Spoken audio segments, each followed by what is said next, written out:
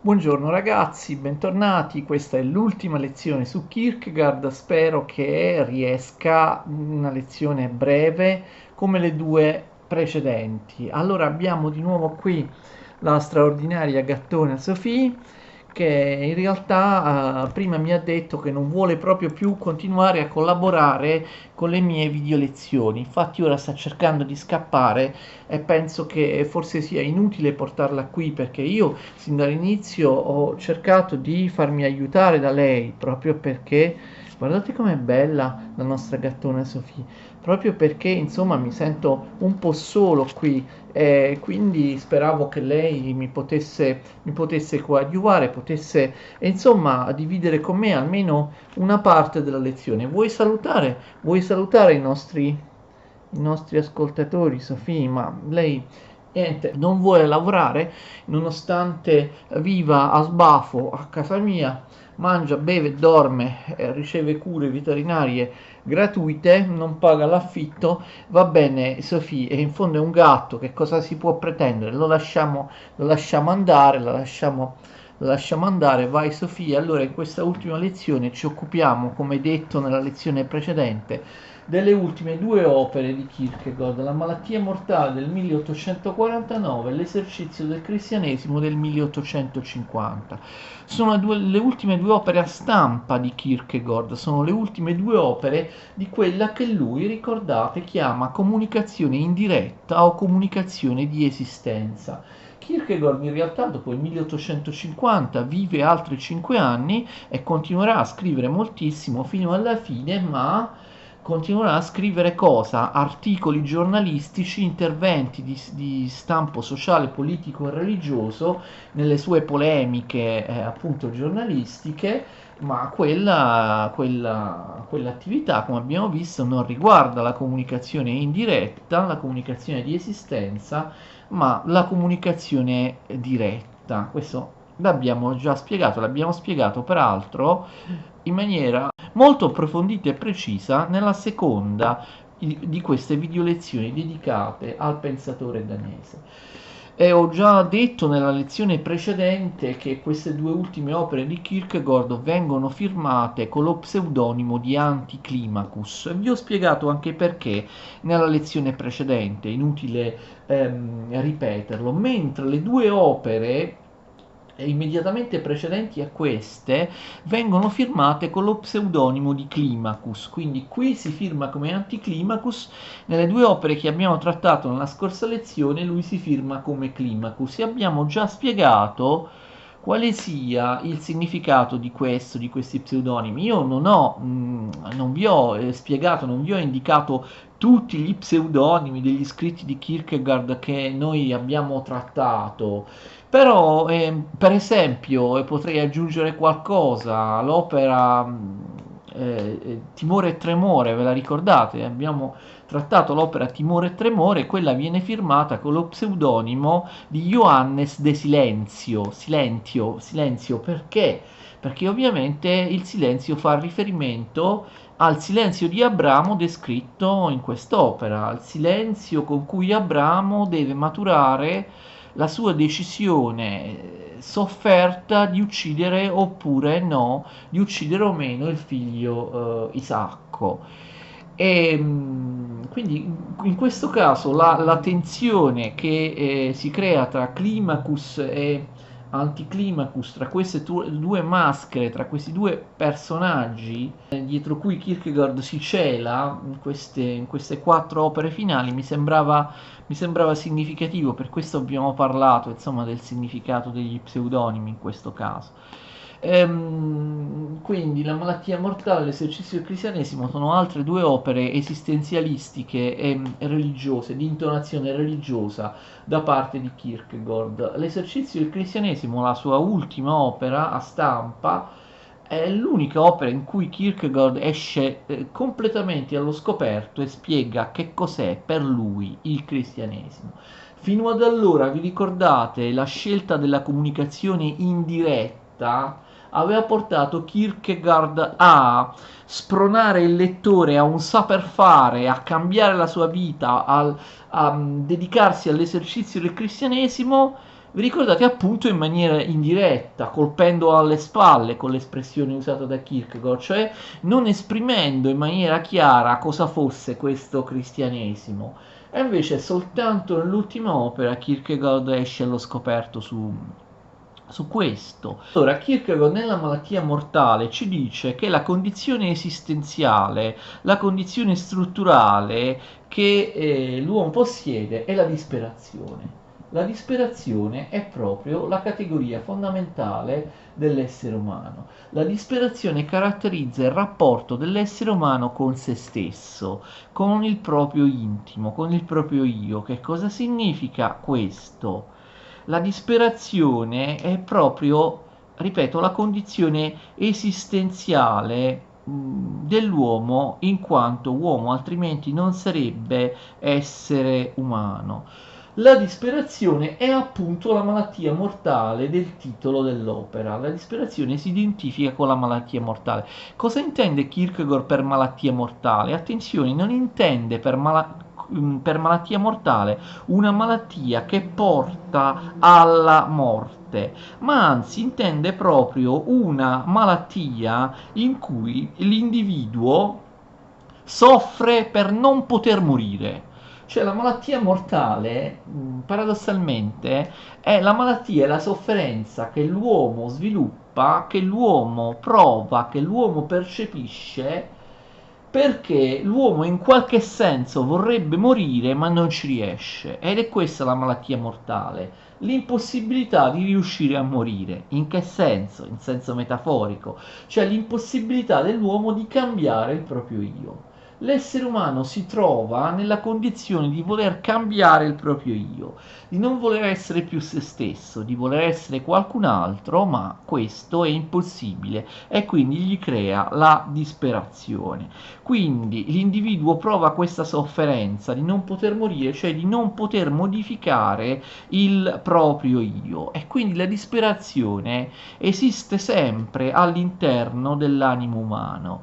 Kierkegaard dice che la disperazione esiste anche quando l'essere umano non se ne accorge, o meglio, non capisce che il suo malessere è proprio questo tipo di disperazione. La disperazione abita nell'intimo, dice Kierkegaard, la disperazione abita nella più recondita profondità dell'animo.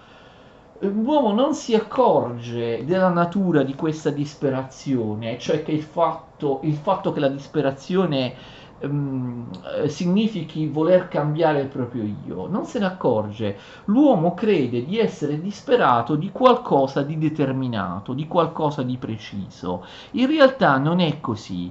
Apparentemente l'uomo si dispera per una cosa determinata, in realtà si dispera sempre di se stesso, cioè del proprio io. Per esempio, Kierkegaard fa un esempio: se un ambizioso, una persona vogliosa di potere, non riesce a conquistare il potere, si dispera. Apparentemente si dispera perché non è riuscito a realizzare la cosa, per una cosa determinata, per il potere che non ha, ma in realtà si dispera del suo io, perché non essendo riuscito a ottenere il potere, il suo io gli diventa insopportabile. Egli vorrebbe cambiarlo con l'io di qualcun altro, egli vorrebbe essere diverso, vorrebbe un io diverso da quello che ha, cioè vorrebbe un io di qualcuno che ha il potere. Quindi non è la mancanza del potere la vera radice della disperazione, ma è il proprio io, ed è sempre così. Il proprio io diventa insopportabile, uno vorrebbe sbarazzarsi di se stesso ed essere qualcun altro, ma questo è assolutamente impossibile. Io vorrei essere un io che non sono e che non potrò mai essere, e quindi che cosa significa la disperazione nei confronti del proprio io? La disperazione è per il fatto di voler cambiare il proprio io, magari scambiarlo per qualcun altro, voler essere qualcun altro. La radice di questo sta nel fatto che l'uomo non accetta se stesso, non accetta la propria natura, o meglio, non accetta che cosa? Non accetta il fatto che l'io, come abbiamo detto altre volte, sia posto. L'io non è creato dall'individuo, ma è posto da Dio. È stato posto da qualcun altro, è stato posto da Dio e l'essere umano non può fare niente. L'essere umano non accetta tutto questo, per questo si dispera e lui vorrebbe separare il suo io dal Dio che l'ha posto, dalla potenza che l'ha creato e questo è assolutamente impossibile. Non accetta che il proprio io derivi da Dio, non vuole accettare la necessità di abbandonarsi alla fede, di abbandonarsi a Dio. E da qui, e cioè da questa mancata soluzione del problema religioso, cioè un problema umano che è di stampo strutturale di origine religiosa, è da qui che deriva ogni tipo di squilibrio, la perdita della speranza, insomma la disperazione. In questo modo, che cosa fa il disperato? Il disperato cerca in qualche modo l'infinito. Che cosa significa che cerca l'infinito? Forse non mi sono spiegato bene. Alcune volte, almeno apparentemente, l'uomo disperato cerca di cambiare il proprio io, cioè di cambiarlo con quello di qualcun altro, oppure di cambiarlo perché vorrebbe che il proprio io fosse diverso da quello che è. Ma in realtà tutte queste forme di mancata accettazione del proprio io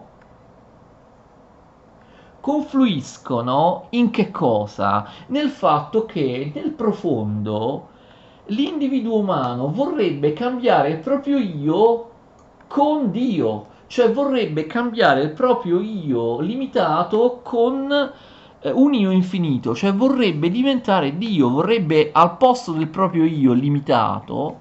Questo vale anche per la persona più felice, cioè l'io anche della persona più felice, più ricca, più beneficata nel mondo è sempre un io limitato, perché non è un io assoluto. L'assurdità è che si vuole in qualche modo cercare l'infinito, far sì che l'io arrivi all'infinito, cosa che ovviamente è assolutamente impossibile. L'io non è Dio e l'io non può in nessun modo diventare Dio, trasformarsi in Dio.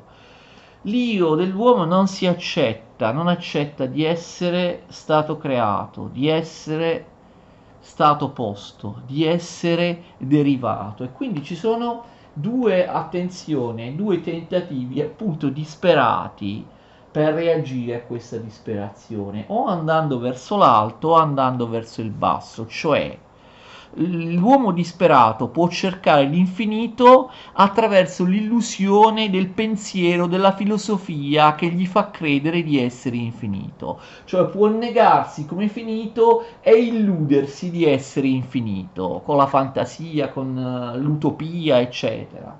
Ovviamente questo non porta a niente se non ad una disperazione ancora maggiore. Oppure al contrario, attenzione, l'uomo può appunto rifiutare assolutamente l'infinito e gettarsi nella finitezza, cioè non cercare illusoriamente, come magari facevano i romantici, di poter arrivare all'infinito, o come fanno Hegel, o come fanno tanti altri che credono di aver colto l'infinito, così con delle filosofie, con dei sistemi che non essendo il vero cristianesimo sono solo sistemi illusori, immaginari, falsi, fittizi. Però può fare anche il contrario, può l'essere umano rifiutare l'infinito e gettarsi in maniera immonda nel finito, gettarsi nei vizi, nei piaceri sensibili, comunque nella mondanità e rifiutare totalmente l'infinito, d'accordo? Quindi gettarsi nella temporalità, rifiutando l'eternità, gettarsi negandosi proprio come infinità, cioè capendo di non poter essere infinito e quindi finendo per sguazzare nel finito. E in questo caso si tratta di accettare la necessità, il determinismo, il fatalismo. Secondo Kierkegaard, tutte le filosofie che negano il libero arbitrio, la scelta, per quanto drammatica sia dell'uomo, e che sono filosofie che invece prevedono la necessità, affermano la necessità, il determinismo, il fato, l'amor fati, sono filosofie, sono atteggiamenti che appunto nascono dal fatto che si rifiuta l'infinito, che peraltro correttamente viene considerato come impossibile, e ci si abbassa in tutti i modi al finito, e quindi ci si abbassa ad accettare la necessità, il determinismo, il fatalismo. Spero di essere stato chiaro. Ci si può disperare per non voler essere se stessi e voler essere infiniti, e c'è la disperazione, ma ci si può disperare, attenzione, per voler essere disperatamente se stessi e quindi sguazzare nel finito. Sono due forme di una stessa malattia, la malattia mortale. Qual è l'uscita questa disperazione? Prima di dire questo, facciamo un riferimento che forse qualcuno di voi ha già capito. Kierkegaard, quando parla di disperazioni, ovviamente riflette su quanto aveva detto qualche anno prima in Out Out a proposito dell'uomo estetico. Ricordate la condizione dell'uomo estetico? Ricordate che la condizione dell'uomo estetico era la disperazione? Però Kierkegaard aveva detto che invece nell'uomo etico o nell'uomo religioso, nella vita etica e nella vita religiosa, cioè negli altri tre stadi di esistenza, nelle altre tre possibilità di esistenza, la disperazione non c'era. Ora Kierkegaard invece diventa in qualche modo più pessimista, cioè Kierkegaard pensa che la disperazione sia la caratteristica strutturale di tutti gli uomini, non solo dell'uomo estetico come lui aveva detto in Out Out, d'accordo? In realtà anche l'uomo etico e l'uomo religioso sono soggetti alla disperazione. Quindi come si esce dalla disperazione?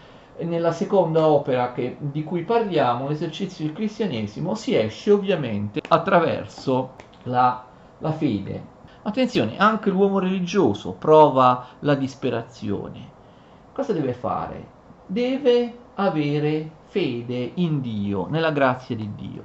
L'uscita dalla disperazione è il cristianesimo non come abbiamo detto tante volte, un sistema teoretico, un sistema astratto, quale il cristianesimo purtroppo dal punto di vista di Kierkegaard si presentava alla sua epoca, ma il cristianesimo come l'esercizio del cristianesimo, il cristianesimo come la realizzazione di una possibilità esistenziale dell'uomo, e quindi la disperazione in realtà corrisponde anche al peccato, dice Kierkegaard. Ricordate che anche l'uomo etico sceglie il proprio io apparentemente perché sceglie qualcosa che è gravata dal peccato, e nessuno di noi può non peccare, è stato rovinato dal peccato originale. E quindi come si esce dalla disperazione? Bisogna prendere la decisione eterna del credere, della fede, credere in Cristo, credere nel cristianesimo.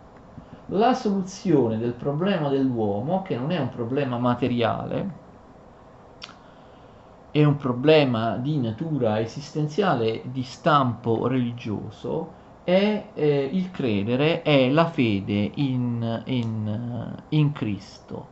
Solo il singolo può credere, il singolo individuo, l'io, deve riconoscere la potenza che l'ha posto, deve rinunciare a cambiare il proprio io, perché questo è impossibile. In fondo Kierkegaard dice che questa tendenza c'è, cioè la possibilità di superare la disperazione c'è, non è così difficile, perché Kierkegaard dice che è vero che noi vogliamo cambiare sempre il proprio io, anzi vorremmo essere infiniti, vorremmo avere un io al posto del nostro io finito, vorremmo essere Dio, però Kierkegaard dice che esiste, attenzione, nell'animo umano anche la tendenza contraria, cioè Kierkegaard parla di un oscuro attaccamento al proprio io. Cioè, sono due movimenti opposti, c'è una tensione tra questi due movimenti opposti e contraddittori. Da una parte si vorrebbe cambiare il proprio io perché non si accetta che il proprio io sia posto, dall'altra parte però c'è la tendenza ad accettare il proprio io anche quando l'io è mediocre, anche quando l'io non ci soddisfa. E c'è un oscuro attaccamento al proprio io. Pensandoci nel profondo, tutti noi in qualche modo, anche se pensiamo di essere dei falliti, dei mediocri, siamo affezionati al nostro io, abbiamo un oscuro attaccamento al nostro io e in qualche modo siamo contenti di essere come siamo. Anche il peggior criminale, dice Kierkegaard, nel profondo sente un attaccamento, un oscuro, inspiegabile attaccamento al proprio io. E quindi la, la fede. E, tra l'altro, il credere nell'infinito, nell'assoluto, si raggiunge proprio attraverso la disperazione. E qui Kierkegaard dice della disperazione, attenzione, una cosa simile a quanto ha detto dell'angoscia. Vi ricordate che ha detto quanto più profonda è l'angoscia, tanto più grande è l'uomo? Anche in questo caso sembra un paradosso, ma l'uomo quanto più è disperato, tanto più è vicino a Dio, d'accordo? Quanto più il singolo è cosciente della propria disperazione, cioè è cosciente della propria lontananza da Dio, paradossalmente proprio in questo modo il singolo si avvicina a Dio. So che può sembrare una contraddizione, ma per Kierkegaard, come vedremo appunto tra poco, il cristianesimo è una contraddizione. Se il cristianesimo non è una contraddizione, non è, cioè non è il cristianesimo, d'accordo? Che cosa significa accettare di credere, accettare la fede, accettare Cristo? La visione di Cristo del cristianesimo da parte di Kierkegaard, finora l'abbiamo soltanto accennato, anche perché lo stesso Kierkegaard aveva accennato, finalmente qui nell'ultima opera lo dice in maniera chiara. È una visione del Cristo nel cristianesimo differente da quella di molti, e in particolare differente da quella del cristianesimo razionale, tranquillizzante, che lui odia ovviamente, della sua epoca. Cioè il cristianesimo deve essere accettato come paradosso. Il cristianesimo, un paradosso, è qualcosa che non andrà mai d'accordo non solo con la vita morale borghese, l'abbiamo visto, ma anche in generale con la ragione, con la razionalità. Il cristianesimo non è un sistema morale, non è un sistema di pensiero, non è una filosofia. Il cristianesimo è incompatibile con la ragione. Il cristianesimo è un paradosso. Sapete che vuol dire paradosso? Paradoxa in greco. Qualcosa di contrario all'opinione comune, qualcosa che se viene pensato da qualcuno finisce per far credere che quel qualcuno sia pazzo, vai contro l'opinione comune. Il cristianesimo è un paradosso, significa andare contro il mondo, essere contrari al conformismo, all'opinione comune. È un paradosso, è qualcosa di non razionale, qualcosa che ripugna alla ragione. Il cristianesimo significa rifiutare la ragione, anche la razionalità, la tecnica, il progresso, la scienza, l'idea che l'uomo possa essere perfettibile attraverso le proprie forze, attraverso le idee e la realizzazione degli ideali dei liberali, dei socialisti. Il paradosso fa sì che il cristianesimo sia una forma di follia. Come diceva San Paolo, il cristianesimo è follia. Il cristianesimo è scandalo per i giudei, per gli ebrei, è follia per i gentili, cioè per i pagani, per i greci. Ecco, Kierkegaard riprende proprio le parole di Paolo, di San Paolo. Il cristianesimo è scandalo, è follia, è paradosso, è qualcosa che ti allontana dal mondo moderno, dalla razionalità. Si tratta di accettare qualcosa che è paradossale, che è assurdo e che è inaccettabile dal punto di vista della ragione. il vero cristianesimo, il Cristo venuto nel mondo, è una contraddizione in termini, un paradosso, uno scandalo, qualcosa di assurdo, qualcosa che è impensabile alla ragione. E il cristianesimo, l'atto di fede, significa proprio accettare qualcosa di assurdo, qualcosa che è un paradosso, qualcosa che è incomprensibile alla ragione. La filosofia è una mediazione, ma il cristianesimo non è una filosofia, è un paradosso, è il rifiuto della mediazione, è il rifiuto del pensiero razionale. Cristo stesso è il paradosso, perché è un eterno che entra nel tempo e questo è impossibile dal punto di vista della ragione. Devi credere a qualcosa che è impossibile dal punto di vista della ragione, cioè il fatto che Cristo è un eterno che però entra nel tempo. Cristo non vive nel tempo, Cristo è nell'eternità, Cristo è Dio, ma Cristo entra in un corpo umano, l'eternità entra nel tempo, l'infinito si incarna in un corpo umano, si incarna nel finito. Queste cose sono scandalo, follia e paradosso. Si tratta di credere in una forma di cristianesimo che non è assolutamente razionale, che smentisce secoli e secoli e secoli di filosofia cristiana, di tentativi da parte della filosofia cristiana di conciliare la fede con la ragione. La fede è la negazione della ragione. Per questo Kierkegaard è stato accusato proprio di irrazionalismo. Cristo è un paradosso perché è l'eterno venuto da fuori del tempo che entra nel tempo, un istante che si fa pienezza del tempo.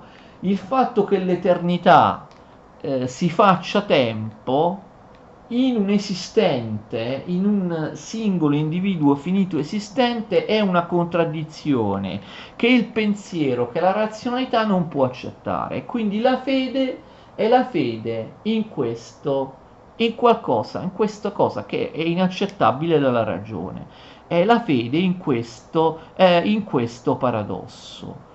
Lo scandalo in realtà non è propriamente il paradosso, attenzione, lo scandalo viene dato dal non accettare il paradosso, ok? Quindi la maggior parte delle persone che non sono veramente cristiane non accettano questo paradosso e come diceva San Paolo, considerano questo paradosso uno scandalo, una follia. Diceva San Paolo, Cristo è scandalo per i giudei e follia per i gentili, cioè per i pagani, per i greci. E quindi l'essere umano si scandalizza del cristianesimo perché? Perché il cristianesimo è troppo in alto e l'essere umano con la sua ragione non riesce a comprenderlo. L'essere umano si scandalizza del cristianesimo perché l'essere umano non può nulla di fronte a Cristo, non può nulla di fronte a Dio. L'essere umano è una fogna, un peccato, una disperazione continua e infinita.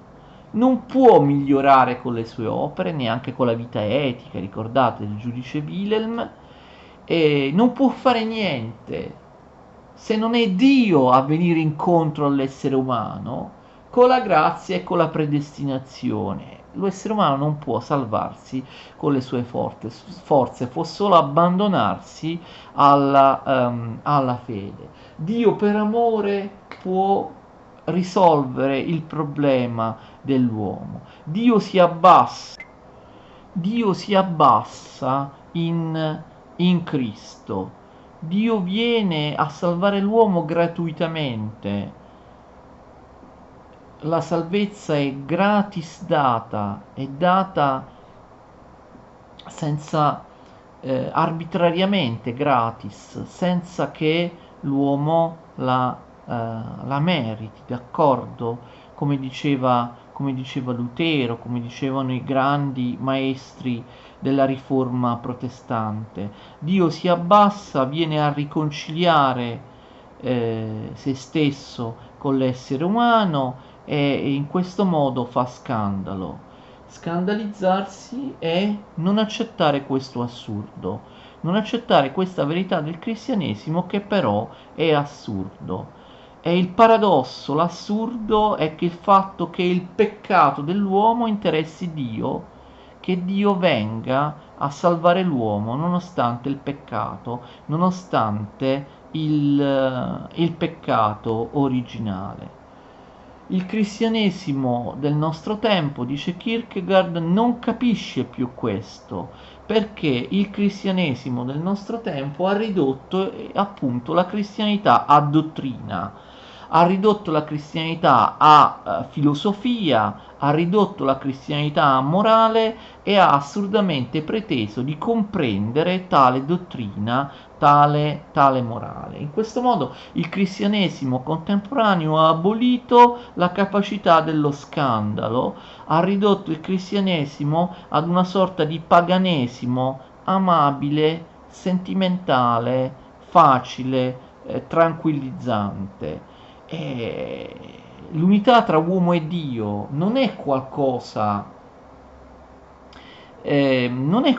di astratto. Il cristianesimo ormai ha pensato che vi sia un'unità uomo e Dio in maniera astratta, mentre invece, proprio esistenzialisticamente, Kierkegaard dice che l'unità tra uomo e Dio è un'unità reale, un'unità che si realizza in una forma storica reale.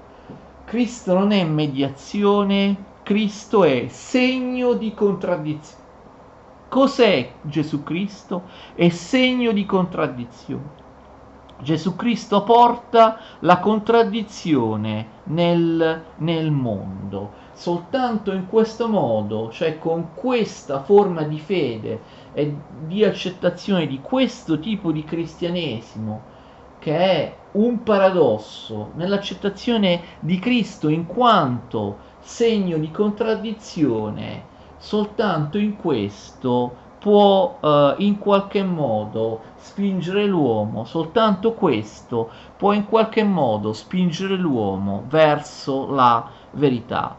Spero di essere stato chiaro, abbiamo terminato la filosofia di Kierkegaard, anche perché soprattutto appunto le ultime opere, quelle esistenziali religiose di Kierkegaard, non sono facili da spiegare. Io ce l'ho messa tutta, spero che questo ciclo di video lezioni su Kierkegaard sia chiaro, sia comprensibile e in qualche modo vi sia stato utile, vi abbia aiutato.